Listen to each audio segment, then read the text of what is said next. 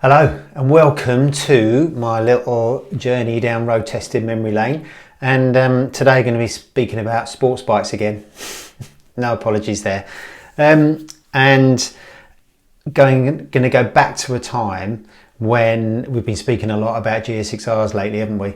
But this is actually a time in the early noughties where a GSX-R 1000 didn't win an MCN group test, and it wasn't the best thing since sliced bread. It was 2004.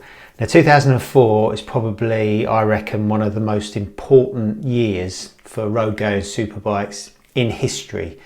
It was when superbikes were at their most popular as road bikes because they were affordable, they were fun, they're accessible, they had lots of new tech, you know, things like back then, radial brakes, upside down forks, that kind of thing.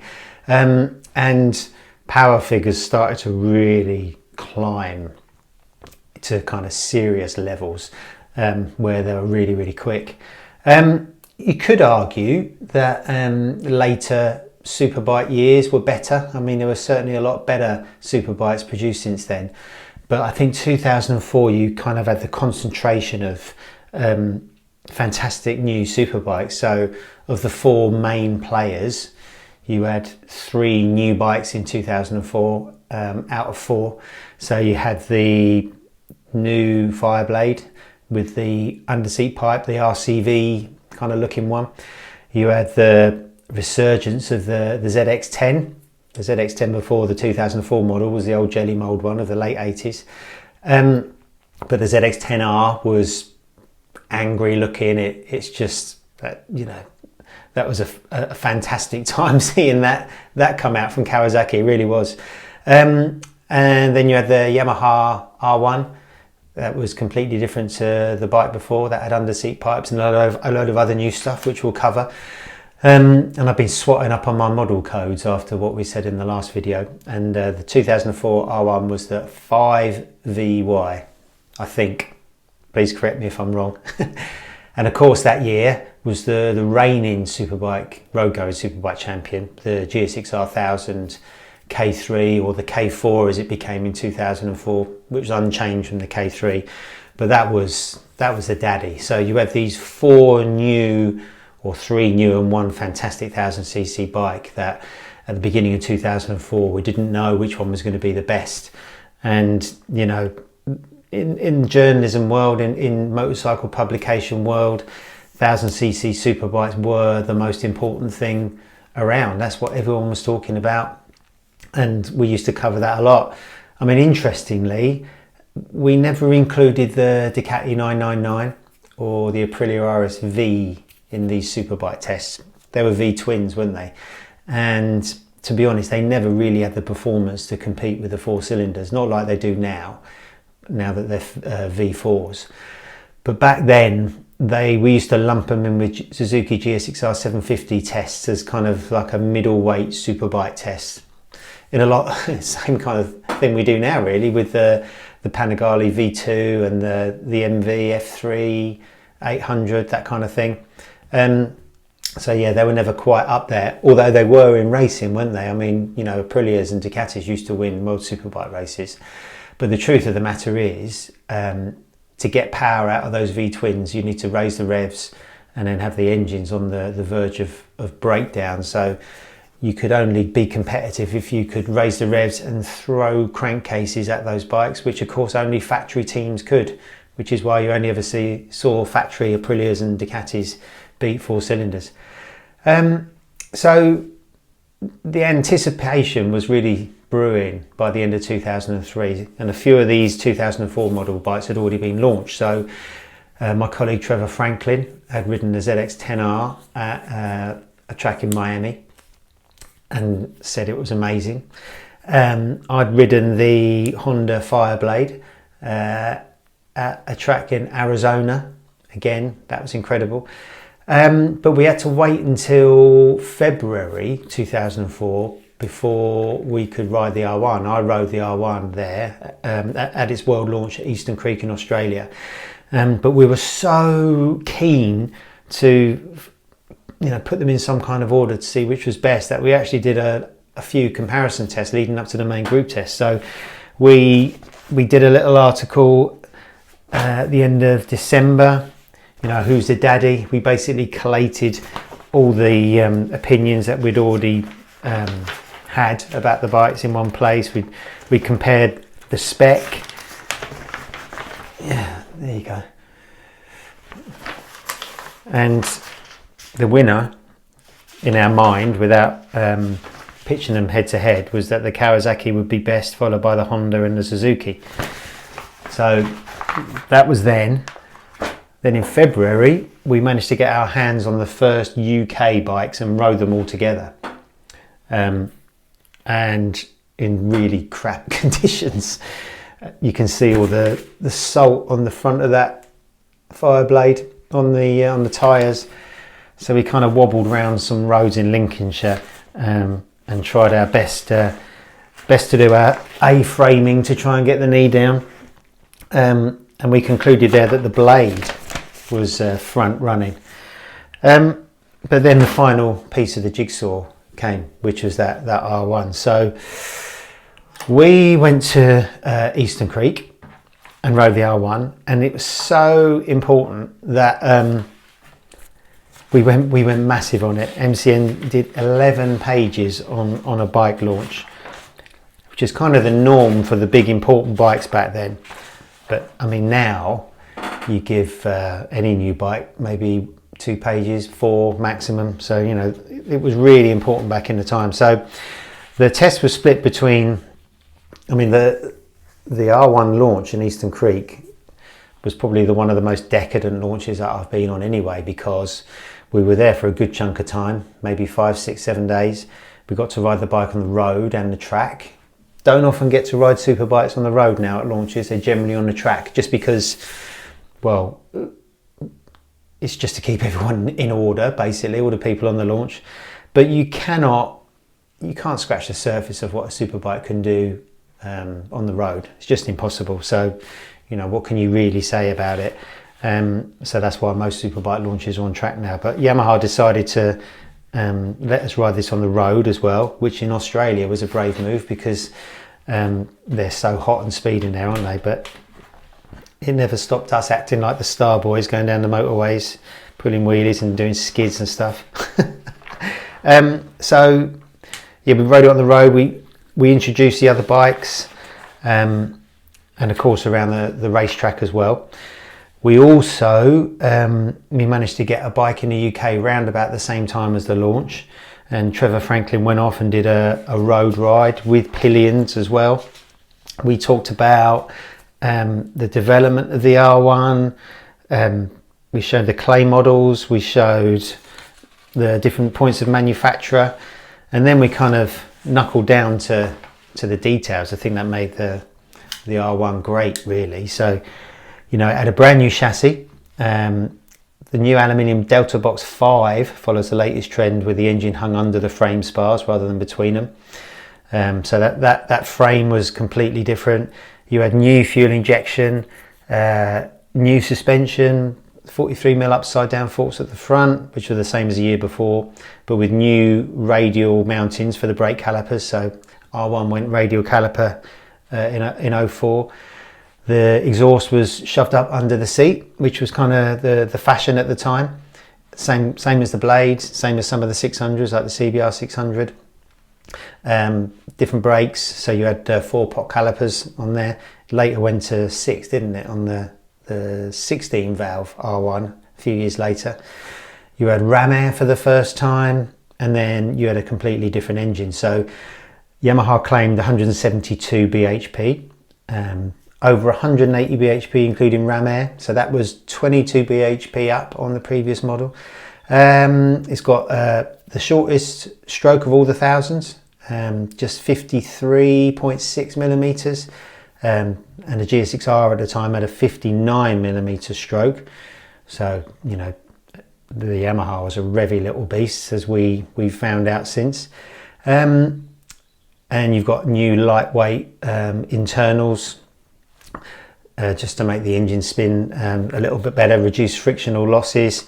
And then you had The engine is now canted forward further than before, 40mm from vertical, which together with its narrow overall dimensions allows it to sit beneath rather than between those massive delta box frame rails. This mimics the Yamaha R1 MotoGP bike, so the frame is therefore slimmer than before. So there's a lot of excitement, a lot of excitement. And pretty soon after we came back, beginning of March, we did the group test. So this was a huge undertaking. So we had the 4 main contenders. So there you go. That's Mark Potter on the cover, ex-MCN editor, now head of Potsky Media PR company. We had, so the R1, we had the Fireblade, GSX R1000, ZX10R. So we had Dave Hill on the test. We had Andy Downs, who's also used to be one of our news reporters, Mark Potter, myself, and Howard Boylan doing the pictures. So we vanned all the bikes down to the south of France, to the Lebanon circuit. So the idea was going to ride on track and then ride on the road, on the surrounded roads. It's really nice down there. But for the road section, it rained. So we ended up, because it was so important, we had to get a proper test out of it. We went in search of the sun. So we just kept driving south, and we ended up in the Costa Blanca on the roads between like Tossa de Mar, Lloret de Mar, that kind of area. And that's the only time we could really ride them on the road, really, which is kind of the most important part of the test. The lap times are all well and good. But it never went completely smoothly, that test. I mean, we added days and possibly thousands of pounds to that group test to get it done, which kind of wasn't really an issue back then. You know, we just had to do what we had to do to get the test done. Had a few little mishaps on the bikes along the way. I think a mirror got broken off the GSX-R. One of our riders, I won't mention any names, actually got taken hostage by a motorist. We were doing pictures in, you know, near Lloret de Mar, something like that. We chose a corner. You go back and forth, back and forth, back and forth. And I think one of the passes, one of the bikes might have got a little bit close to an oncoming car on the way coming towards him. He stopped, pulled up at the lay-by where we were all set up, ended up getting really, really angry with everybody. And I can't remember if he just wouldn't let the perpetrator go, or if he kind of boxed one of the bikes in, something like that, so we couldn't ride it anymore. He threatened to call the police. It got really, really messy, but we managed to talk our way out of it. But we ended up with a test, and this is how the test went. So, like I say, we did it all on the road and the track, and the winner was the R1. Let's have a look at some stats. So back then, the price was £9,399. That's amazing, isn't it?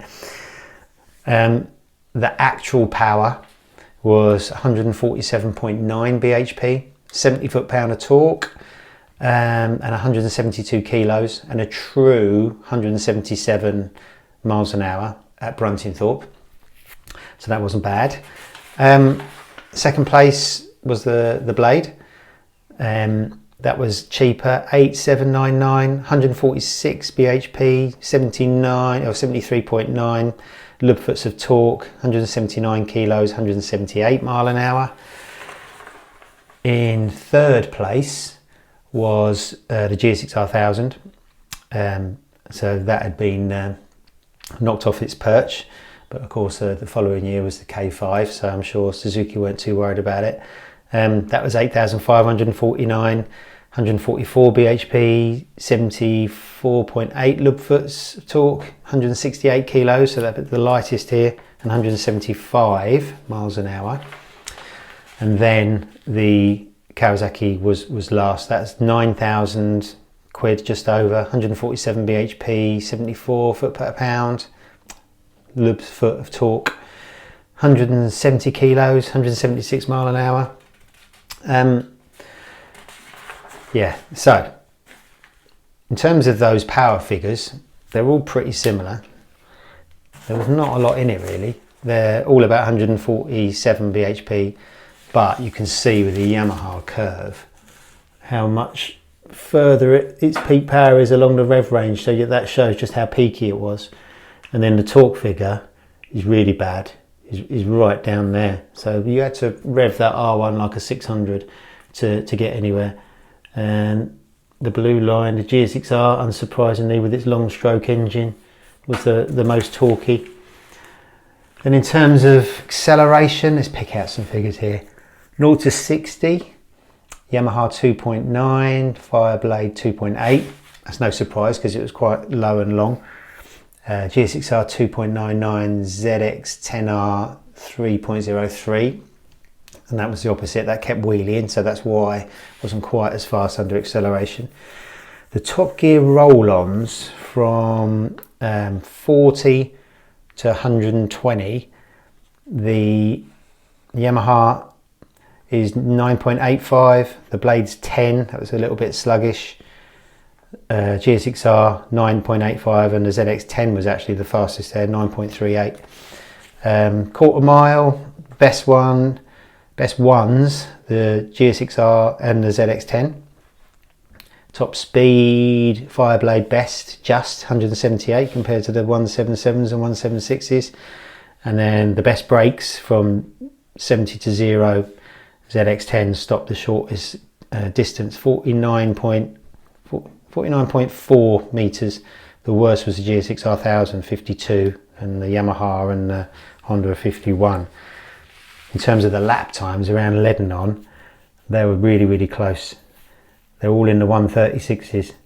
136.24 for the R1, that was the quickest. 136.25 for the GSX-R 1000. 136.6 Blade, 136.9 ZX-10. So hardly anything in those really. So, you know, to sum up, let's have a look at some of the details that we pointed out, the things that really caught our eye. You know, for the R1, you had that underslung alley swing arm. You had those underseat pipes, highlights of the Honda back then. You had an electronic steering damper back then. Do you remember the hose? That was a big thing at the beginning. Underseat pipe, swing arm looked just like the RCV, which is pretty impressive. The Suzuki, I mean, that was almost, they made that look quite outdated all of a sudden. I mean, it had some LED lights on it. Yeah, not really a lot of details on the Suzuki, but of course that would change for the K5. And then the Kawasaki had a really nice little LCD dash, big frame rails, wavy discs. But this is what we said, the verdict of the thousands test. So Yamaha's made unbelievable leaps with the new R1. It's not only head and shoulders better than the old model, it's overtaken the strong competition that had stolen a march on it, namely the GSX-R 1000. So, you know, to knock the GSX-R off its perch was a big old deal. But you can't call the Kawasaki, Honda or Suzuki losers in this test. On sticky Pirelli Diablo Corsa control tyres, so we put the same tyres on all the bikes just to level them up. They all lapped our test track within a second of each other. They'll all wheelie past the speed limit, twice the speed limit, and with favourable weather conditions should all blast their way past the magical 180 mark. So yeah, these are 2004 superbikes that will, you know, wheelie off the throttle in second and third. They do 180 mile an hour. You know, they don't do a lot more than that now really. The GSX-R 1000 and ZX-10R, the hooligan's choice. Yeah, well, they're really light and agile and angry. Their lightweight, pin-sharp handling and mad screaming motors would dish out major league thrills on every lap of a track day.